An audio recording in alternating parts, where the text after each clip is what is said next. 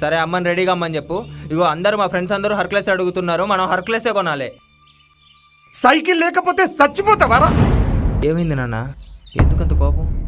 చిన్నప్పటి నుంచి నేను నిన్నేం అడగలేదే.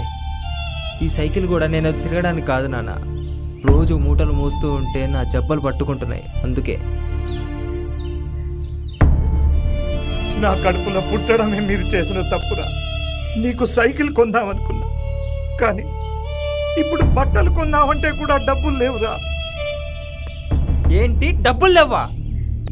పెద్దిరెడ్డి వడ్డీ అని డబ్బులు మొత్తం గుంజుకున్నాడు రా.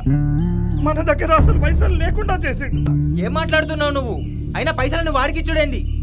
అందులో పైసలు నాయి కూడా ఉన్నాయి, వెళ్ళి తీసురా అప్పో. నువ్వు సుబ్బారావుని అడిగి నేను తీసుకుంటారా? నువ్వు అప్పులు చేస్తూనే ఉండు, మేము వాటికి వడ్డీలు కడతానే ఉంటాం.